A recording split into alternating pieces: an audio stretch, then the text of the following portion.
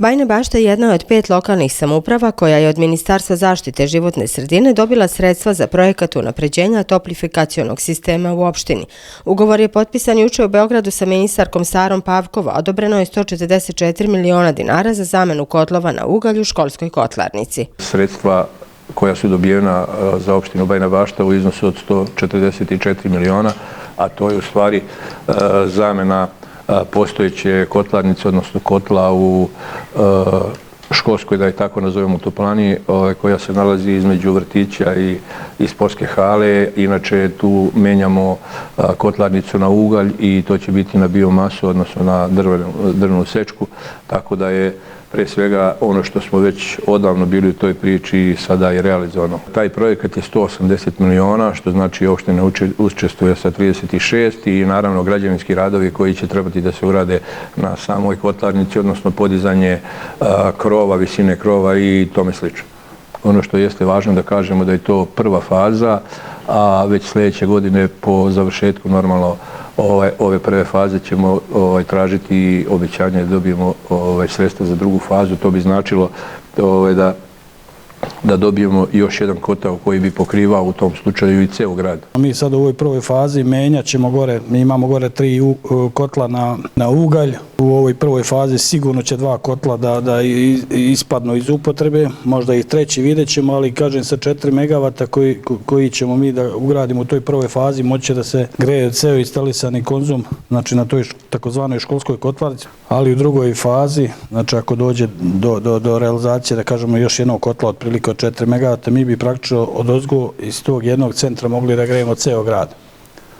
Znači, ceo postojeći konzum i sa mogućnosti da se mreža i dalje širi. Dodatni benefit je i taj što će praktično grejanje biti duže od 15 sati, jer ovo je, da kažemo, inertnije postrojenje i kotlovi će raditi praktično i noću. Sa školske kotlarnice greju se vrtić osnovna škola Sveti Sava, srednje škole, sportska hala i zgrade ulici Jovana Ivanovića Zmaja i Pazovačkoj. Benefit za lokalnu zajednicu je i to što neko može da pokrene firmu za prikupljanje biomase, to jest drvne sečke, tako da ne bismo zavisili od uvoznih energenata.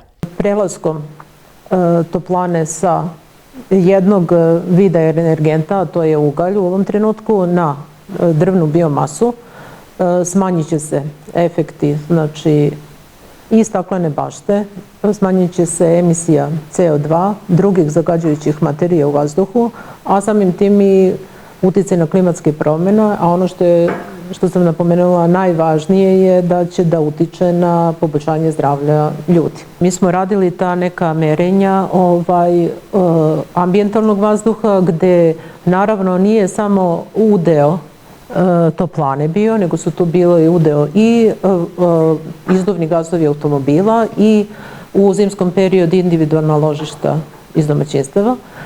Tako da nije samo BB bio taj zagađivač, ali na ovaj način će se smanjiti njihov uticaj u ukupnom zagađenju. Ministarstvo zaštite životne sredine nedavno je finansiralo asfaltiranje 650 metara puta Mitrovac-Banjska Stena, a opština ima podršku i drugih ministarstava. Ovo jeste najveći projekat pojedinačni koji je odobren od strane jednog ministarstva opštine Bajina Bašta, verovatno do sad.